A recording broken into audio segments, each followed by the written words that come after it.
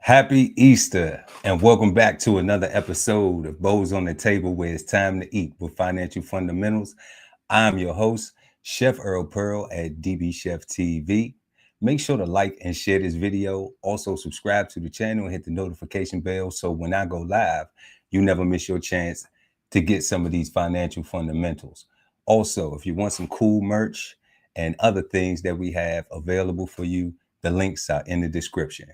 Let's get into today's show. So today, y'all, we are understanding collateral and assets.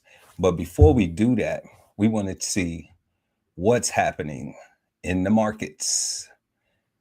So we're going to take a quick look at the Dow Jones Industrial Average. Right now, the Dow is sitting at 39,142 at the close of yesterday before the holiday. And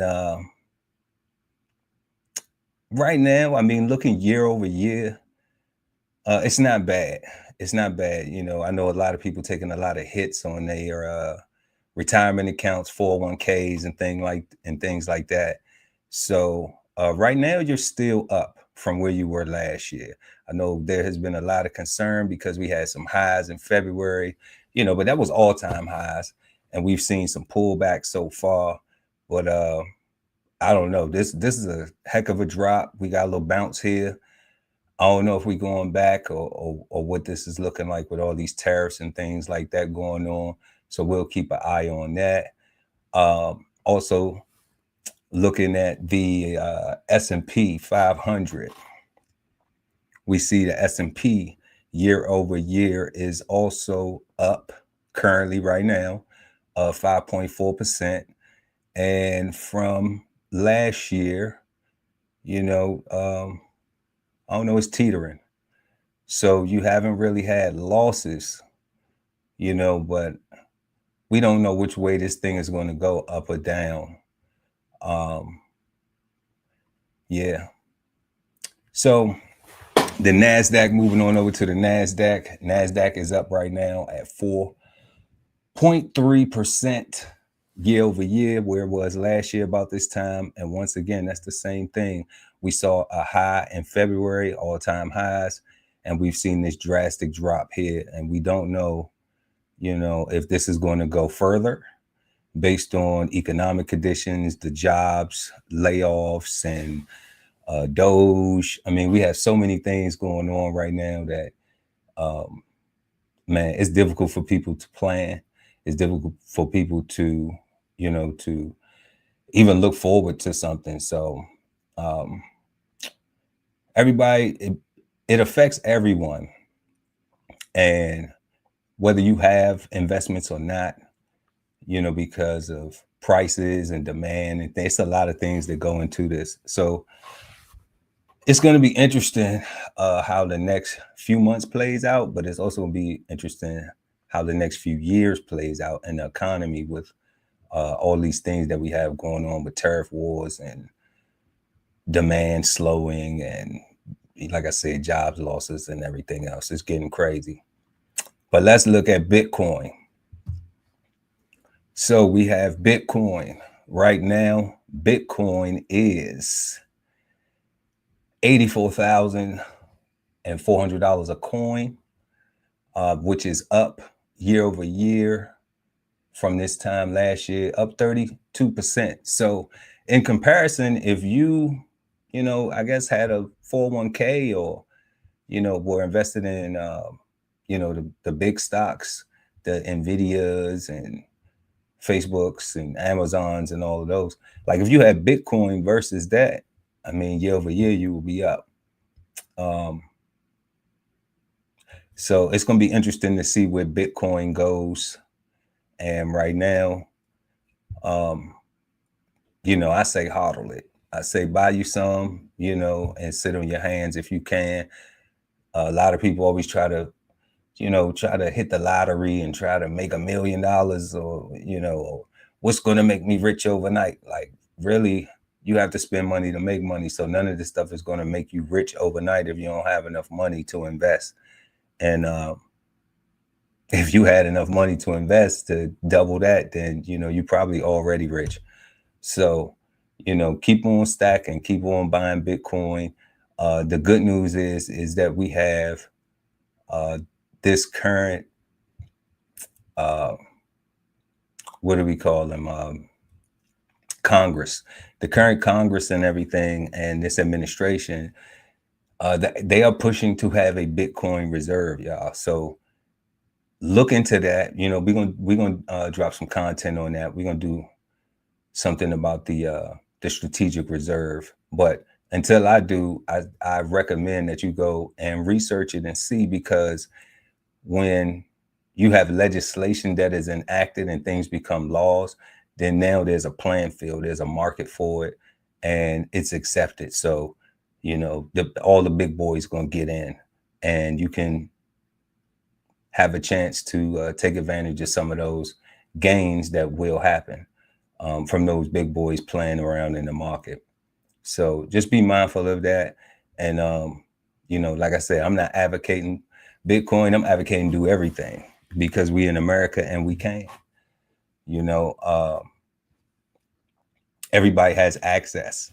So if you have a Cash App, you can buy stocks. If you have, so many different other ones, but I know a lot of people have that Cash App thing on their phone, and it allows you to buy stocks. It allows you to buy Bitcoin. So you have no reason to not at least have some type of little portfolio to get your feet wet. Or, if you don't care about that stuff, then you don't care. But everybody's going to be affected. You will be affected, because prices are going to continue to go higher. And the cost of things is always going to go up. Remember mom and dad, how much they paid for things? Remember how much it costs, how much you could go to the ice cream truck with $1.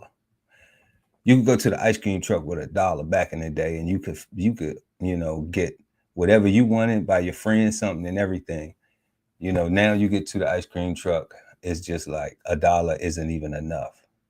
So moving on right here to the gold market, precious metals market. Gold is by far, year over year, y'all, the best performer. Gold is up 39% from last year, so almost $1,000 in value. This time last Easter, it was like 2,300, let's say 2,400, and now it is climbing towards 3,400 monstrously. So there are a lot of ways for you to take advantage of this this rise in the gold price. They have ETFs, they have IRAs. There are a lot of miners, and I'm gonna come back to the miners in a second, because from some of the research that I've been doing, like, miners are the word on the gold street, on the yellow brick road, is that miners are at their cheapest time ever in history. They still undervalued, and they have been for a while, because I know I was buying miners in 23 and 22. And yeah, and the miners are, I'm looking at now restructuring some of them other things, and looking at some of those miners if this continues based on what's going on in the market. So we're gonna go ahead and go over here to silver as well. And then we got the silver markets, right? The silver continuous contract. Let's see what we got here. We got 32.54 for silver, and that's up almost 15% from last year. So, I mean, anybody who was investing in gold and silver, even in the paper markets, it's more, especially in the paper markets, you outperformed, the S&P, the NASDAQ, and the Dow. So, that's something to look at going forward right now, if you are a person who, you know, likes to make money. I'm not talking about trader, but understands that we all need money to survive in this world, you know, and it's better to try to find some ways to make some while you're sleeping than, you know, have to spend every day or moment that you awake trying to chase it, you know. And there are things in place that we have access to. A lot of times people just are unaware, don't have the information, too scared to ask and say, hey, I don't know nothing about it, you know. But silver up 15%, that is, you know, that's looking good. That is looking good. So last but not least, y'all, we're gonna go over to crude oil, and we see, I think we see the contract for crude oil here, and crude oil is down. Crude oil is down significantly, about 20%, 21% right now. And this right here is one of the things where I was talking about the precious metals, the miners and stuff like that. There is a gentleman by the name of Peter Schiff on YouTube.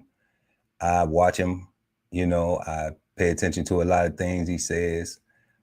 He's just one person. Like, he's not my God, but you know, the guy has some valuable information when he puts it out. I suggest everybody go check him out.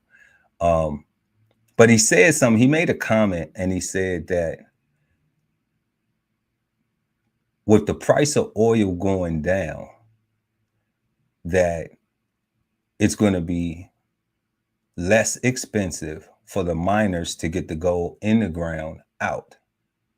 So rather than chasing this $3,000, you know, dollar gold price, trying to buy gold right now at $3,000, you know, look at some of those miners, because their cost is going to decrease. So when your energy costs decrease and you don't have to pay as much, you know, for your labor, then the cost of labor goes down. And that means that if you're pulling it out the ground and your cost of labor went down, but the price is still going up, then that just means you're going to make money hand over fist. Okay. So a way for us little people to capitalize on that is, you know, buying some miners, silver miners. It's a lot of them. Gold miners. It's a lot of them. Just to mention a few, Barrick Gold is a good one. Kent Ross Gold. It's a few of them. Sandstone, like all of these things are up. Silver, you got Pan America, it's a lot, y'all. Do some research. You know, like I said, I'm not advertising any of those companies, but those are companies that I have bought before in my own personal portfolio, and they have performed well. So, you know, do your research. I'm not a financial advisor. Make sure that you seek a professional license financial advisor before you make any decisions. But this is where our markets are right now. And that's what I think of it. So getting into tonight's show, we're going to be discussing collateral and assets. Today's financial fundamental is collateral assets. So let's go ahead and get into that. So what is collateral? What is collateral?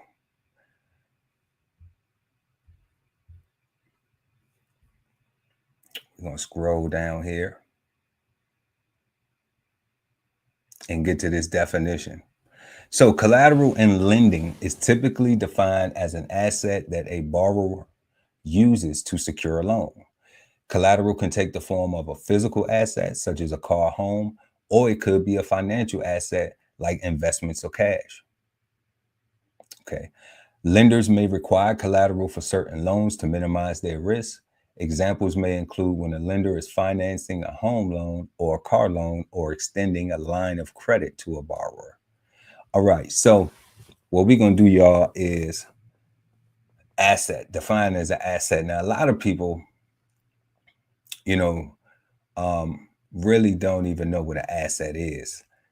I think we have a idea. What I don't think that the aspect of what an asset is in relation to finances is one that is shared on a regular basis. You know, from household to household to, you know, everyday activity with people. I know it's definitely not communicated in the music in a way that people can benefit from it. So the general definition of asset is assets are anything of value that can provide future economic benefit to its owner. Okay. This can include tangible things like property or machinery. So property or machinery would be like land, a house, rental property, river, like a boat, you know, where you can actually have a boat that you go out and you can rent it for people who want to live on it. You can also take it out and go on rides and things like that. Or machinery, you know, if you have farming equipment, kitchen equipment, big things that you need. If you're a manufacturer and let's say you have something that that does something, I don't know, a big sewing machines or something that makes t-shirts or things like that. All of those types of machinery are things that are assets because you can make money with them. All right. You can also leverage them. You can borrow against them too if you need. Okay. As well as intangible things like intellectual property. Also, as well as intangible things like intellectual property. And some examples of intellectual property will be music. So let's say if you make music, that's your intellectual property. Let's say you write books. You got a recipe book. I got a recipe book coming I'm working on. So that will be considered intellectual property. What else we have that's intellectual property? Music, movies, books, literature, things of that nature. Oh, if let's say you get a patent on something, you know, let's say you patent something that you will receive intellectual property for making a patent as well. So do some research on intellectual property and assets. Now, going to financial assets, there is a difference. All right. Financial assets are a subset of assets that are derived from contractual agreements or ownership claims. So what that means is like our contractual claim with the insurance policy. So let's say that you have a whole life insurance policy or something like that with the cash value. All right.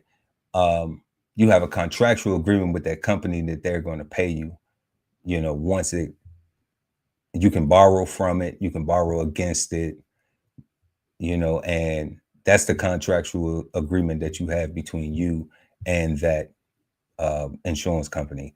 Let's say you have a 401k. All right. That is something. Let's say you have an IRA. That is a contractual agreement. Anything like that where it's typically like stocks and bonds and things like that. So they don't necessarily have to be a physical form or inherent value, but derive their value from market factors and the potential for future cash flows. Now, examples of that, once again, common examples of financial assets include cash, stocks, bonds, mutual funds, and bank deposits. And don't be surprised, yes, bank deposits, because if you have a savings account, you have ownership claim, all right, but you have a contractual agreement between that bank to hold your deposit. And what they do is sometimes, depending on how much money you have in savings, you will get some sort of 1099, you know, interest. I think it's an INV or something like that. It's one of those 1099s with a 3-letter acronym behind it. So if you're familiar with that, that's what that is. All right. Key features: financial assets are liquid, easily converted to cash. And that's what we were talking about, like where you can borrow against your insurance policy so you can turn it into cash. If you got stocks, you can sell your stocks. If you got a bond, you can sell it. Mutual fund, you can sell it. Bank deposit, you should be able to go and withdraw your money. All right. And their value is influenced by factors like supply and demand in the market, as well as the degree of risk associated with them.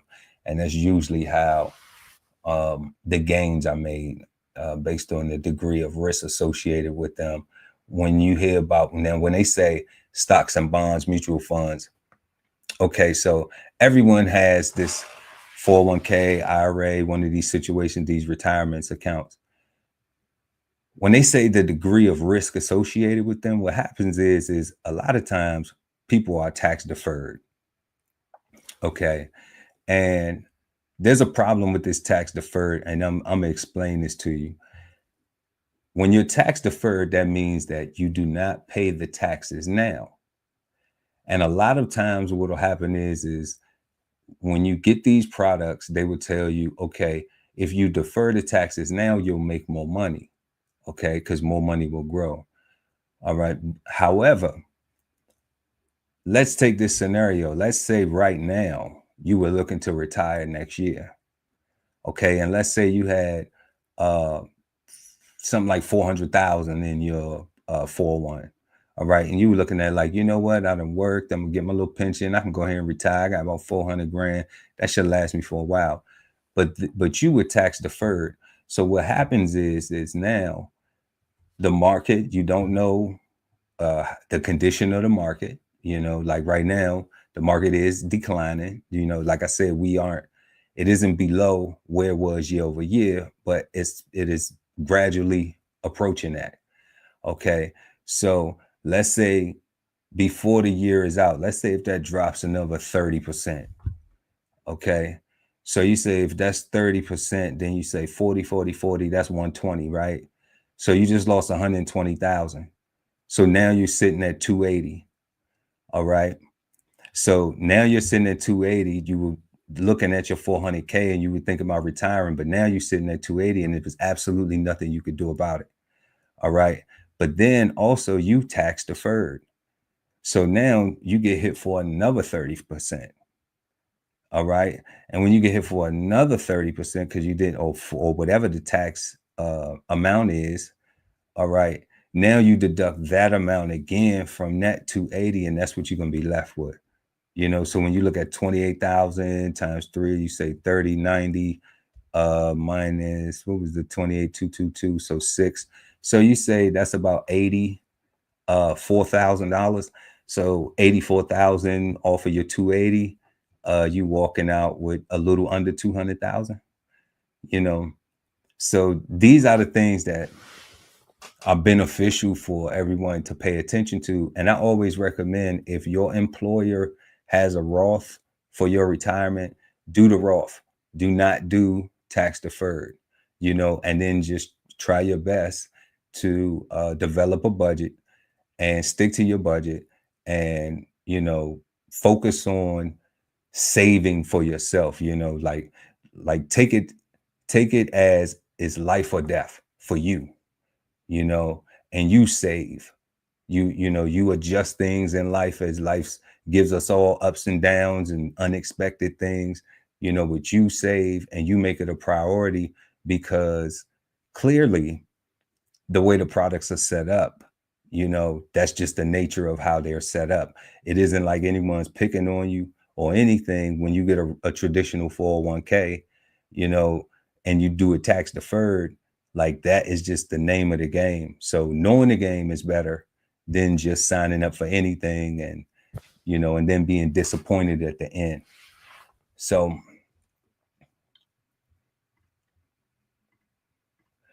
we're going to go ahead and go back to Collateral this evening. And Types of collateral. So collateral can take many forms. It often depends on the type of loan. For example, when a mortgage lender uses a home loan, the house generally serves as the collateral until the loan is paid off. Yes. Other types of collateral may include real estate, vehicles, cash, investments, insurance policies, equipment and machinery, valuables, or collectibles like artwork. Now, do all loans require collateral? No. To understand how collateral is used, it may help to remember that there are two basic types of loans. You have secured and unsecured.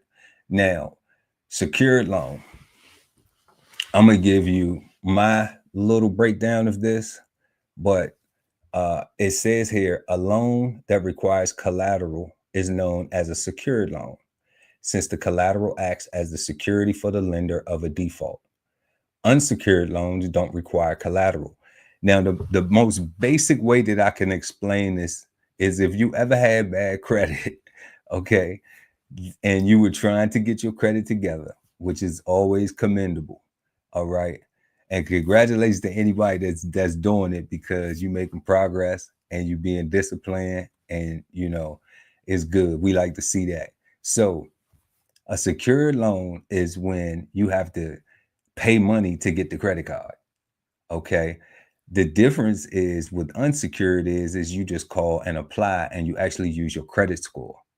Okay. And you use your credit score too for the secured loan, but it's so bad that they saying you got to pay us before we let you use it.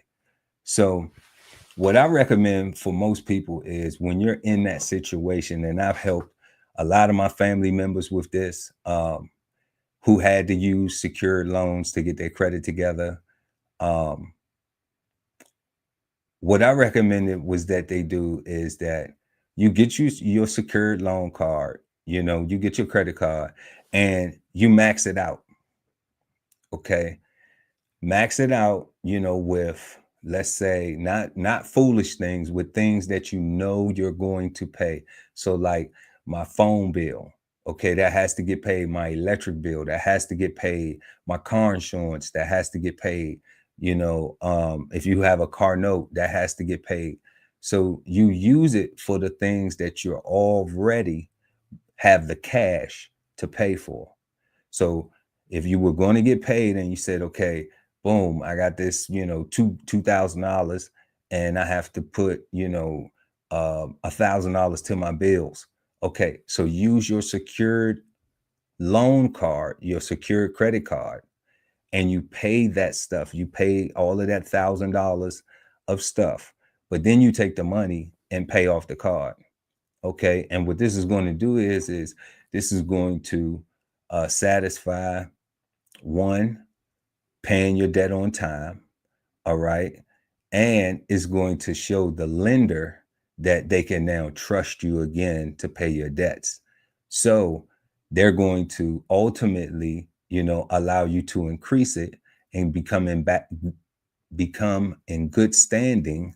And now, at some point in time, you can either transition to an unsecured card once you've built your credit back up and your payment worthiness, your payment history worthiness, because that's how they treat it. So that's just a little tip, something that you can do. You can, if it works for you, and there are many, many, many solutions on how to build your credit.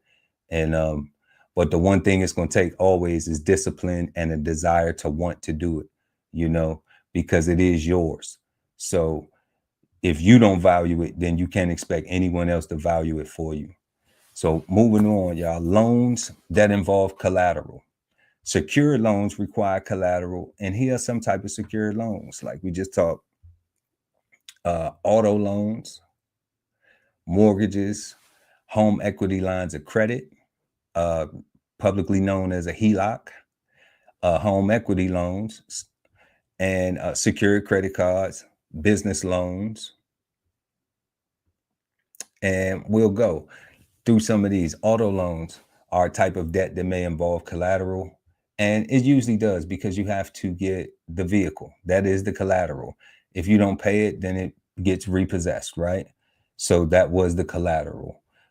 And the main reason these things are collateral, so that way the lender who gave the borrower the money to acquire whatever the auto was, or the property was, or the line of credit, um, if you default, then they have to sell it. So they're trying to recoup something, so it isn't a complete loss on them. All right. And it's a whole deeper story to that too, but just for tonight, we'll leave it at that. So you have mortgages, and they generally require collateral, which is the home or property that you are purchasing. Home equity lines of credit, HELOCs. I know some people who do HELOCs, but I don't recommend a HELOC because you use your home as collateral. And the thing about it is, if you do it and you know that your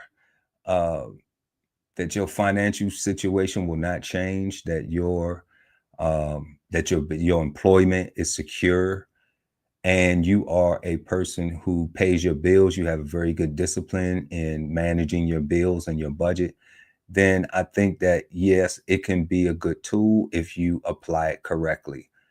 But I never recommend putting using your home as collateral. You already have a mortgage and it's already collateralized, so like now you double borrowing against it. It's like, like I heard somebody say sometime before, they say, hawk in the house, why you pawning the house? So it's not a bad thing, but the best thing is to be educated about it before doing it, and that will be beneficial. So we have home equity loans, and they're similar to HELOCs, and they typically use the borrower's home as collateral. They do say that there's one major difference with the HELOC. A borrower is issued a revolving line of credit to draw from, but with the home equity loan, they're provided with a lump sum to pay back over a fixed term. So what they mean by that is with the HELOC, so let's say your house is worth $450,000, okay, and you want to get 50,000. All right. So you get 50,000 and it's just a line of credit. So what you can do is you can just go and take 2,000, or you can go and take 3,000, and then you can pay it back over time. You don't have to take the whole 50,000 out, but with the home equity loan, they just give you the whole 50,000, and then it'll be a fixed term with it, where it's like, okay, here's your interest rate, and this is how many months you have to pay this back over time, and this is what your monthly payment will be. Okay, so that's the difference between the HEL and the HELOC. So either way, I can't tell you what to do. Every person has their own financial situation, but if you can stay away from those two, just try to pay your house off. That would be, what Chef Erol Pearl would suggest. Just try to pay your house off, as soon as you can. Learn what amortization is, because if you learn what amortization is, that will be the tool to help you pay your home off faster. Okay, so if you own a home right now, and you're paying a mortgage, which you are, taxes and insurance and everything else, then it's calculator.net. Calculator.net. I'll put the link in the description when we get done. Has a great amortization calculator, and you can type in your numbers for your mortgage and everything, and you can see what you owe, and you can see how you could possibly structure your budget to be able to, maybe cut some years off of your mortgage, and pay your house off sooner. So moving right along, y'all. Pros and cons of collateral loans. Depending on your situation, there could be advantages and disadvantages to get a secure loan, and here are some to consider. Pros of collateral loans: they can help with those with less than perfect credit or no credit history to secure a loan. When approving a loan, lenders typically review a borrower's credit history to determine their credit risk. Okay. And what they're saying is, y'all know in layman's terms, they checking our credit score and everything else. And, they trying to see if you pay your bills. And if you don't pay your bills, then you risky, because I wouldn't loan you something if I ain't think I was going to get it back either. But, we do that for family anyway. But, when you give, it's different. But this is credit. They want theirs back. They want theirs back with some dip. They want their chips with dip back, a little bit of interest.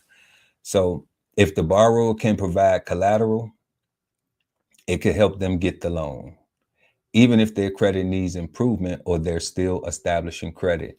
So this is one of those things too, where it says establishing credit. When I was in the military, coming in, I didn't have any type of credit, and I wanted to go get a car loan.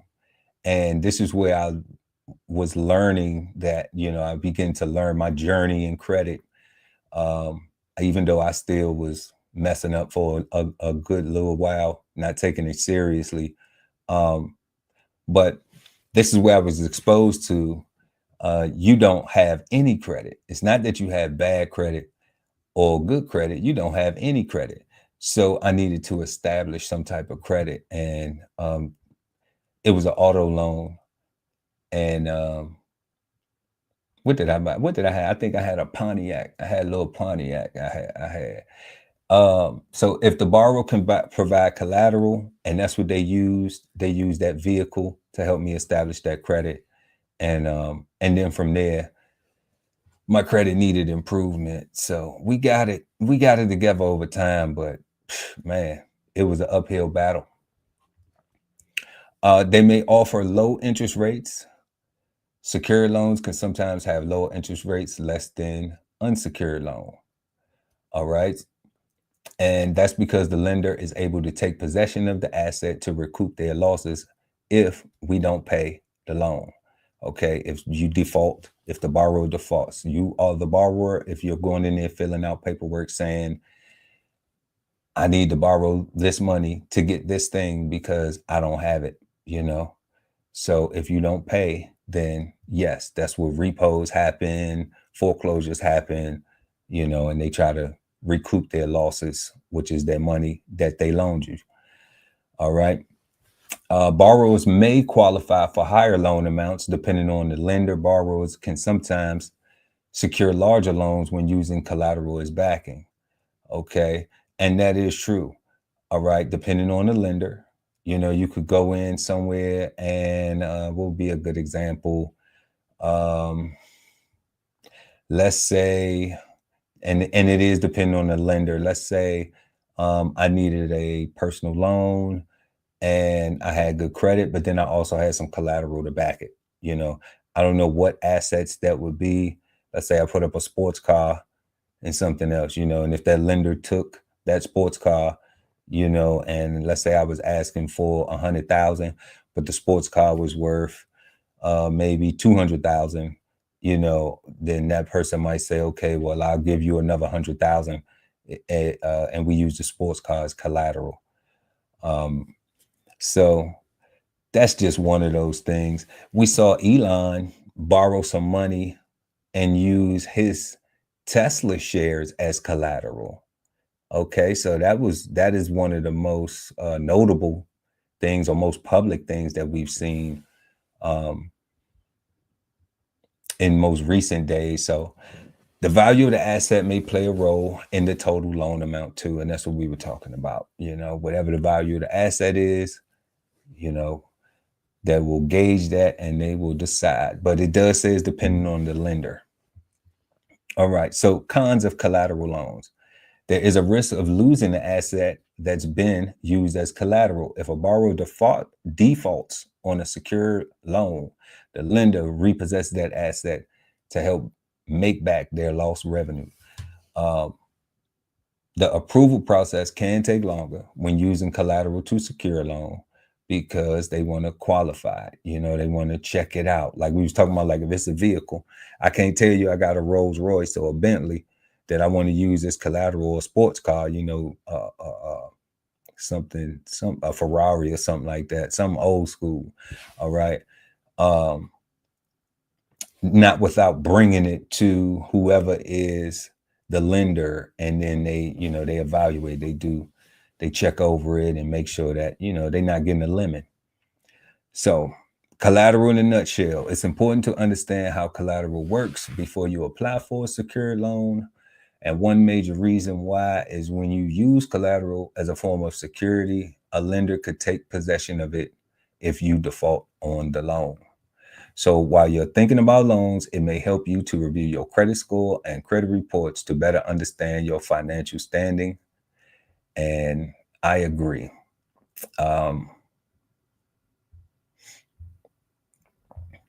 So that is collateral.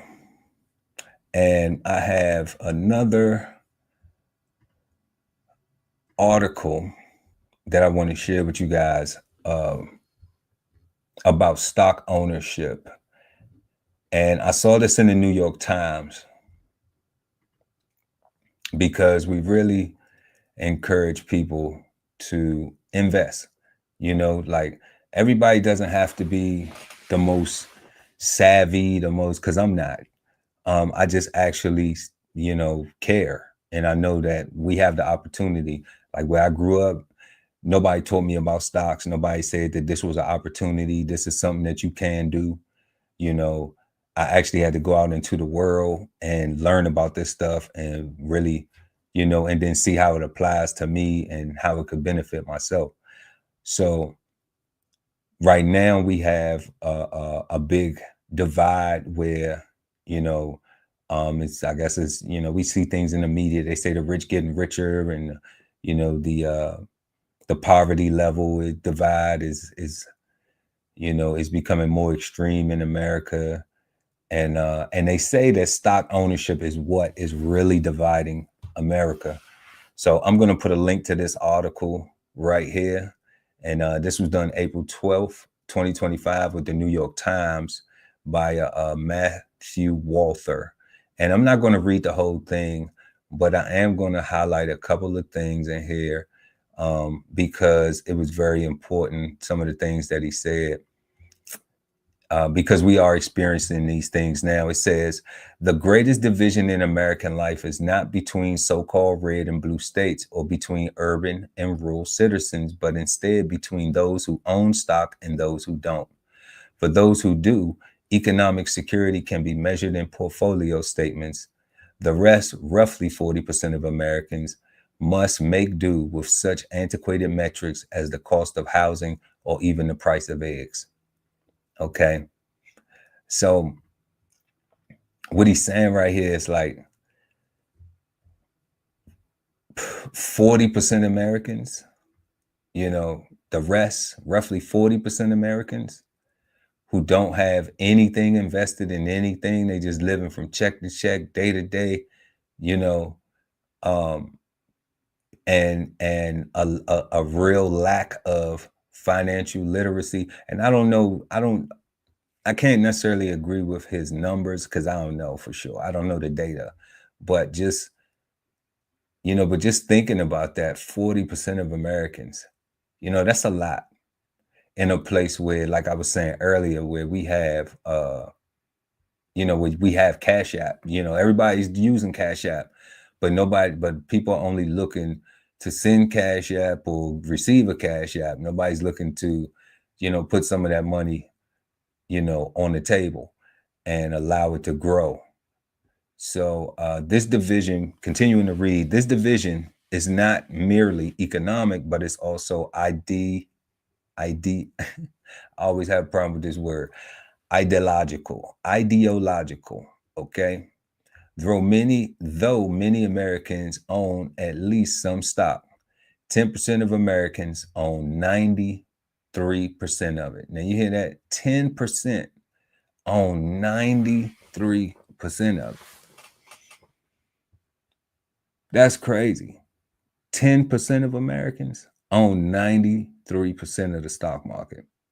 Now, I don't know how accurate that is, but I don't even know where they got the 40% from, if 10% own 93% of it. So that's tough. That's tough. Yet the elite stock owning class has convinced itself that what is good for the S&P 500 is good for America. Worse, many Americans who own stock through retirement plans or pension plans have been convinced to believe this too, even though their interests tend to not align neatly with those of multimillionaires. And this right here was why what compelled me to share this, because this last little part right here.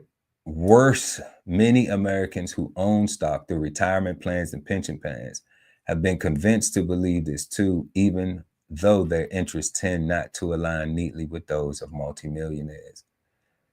So how do you get into the mindset of a multimillionaire?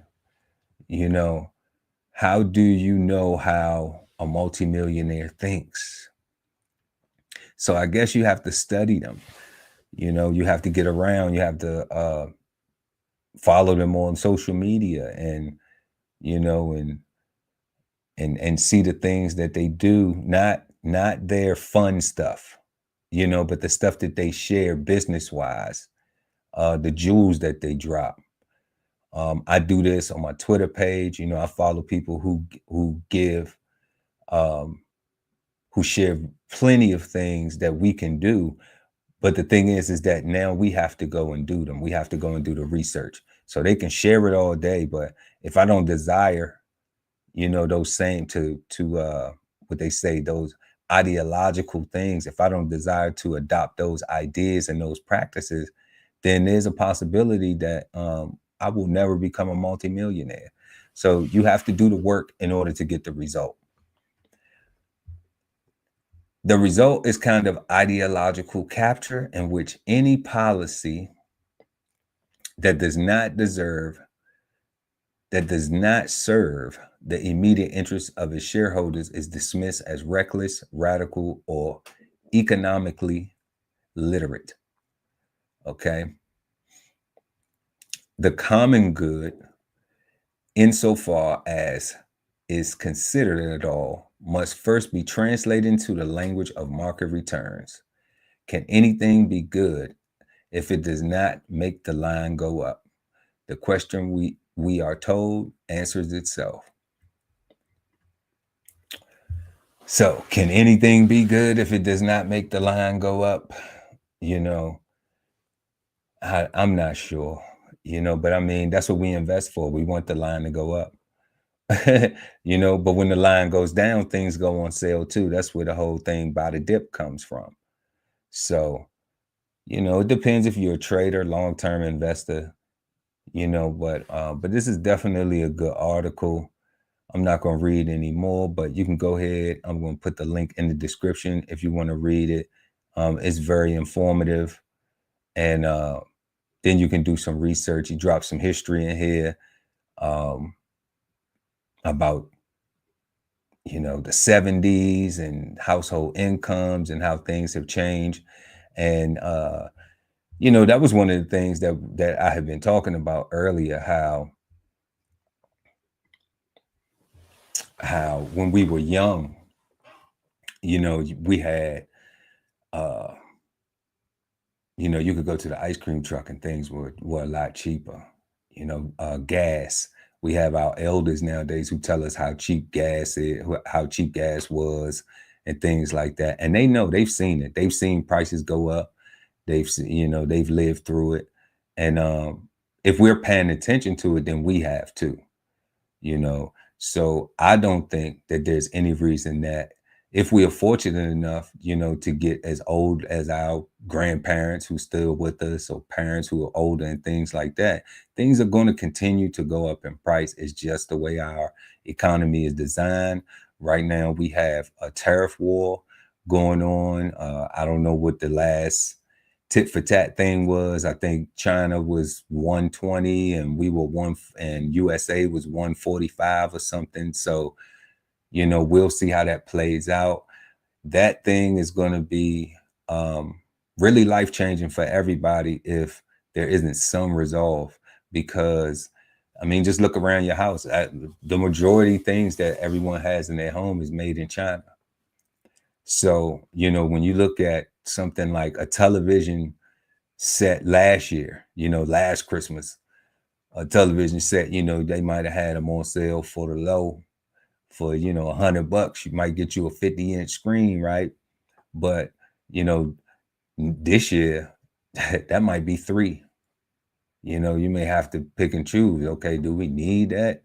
So it's just something to be mindful of, and hopefully it all works out in the end. But yeah, that's all I have for y'all. And I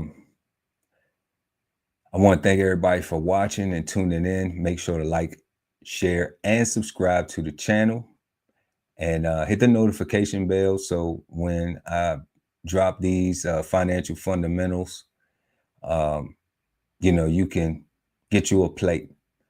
So until next time,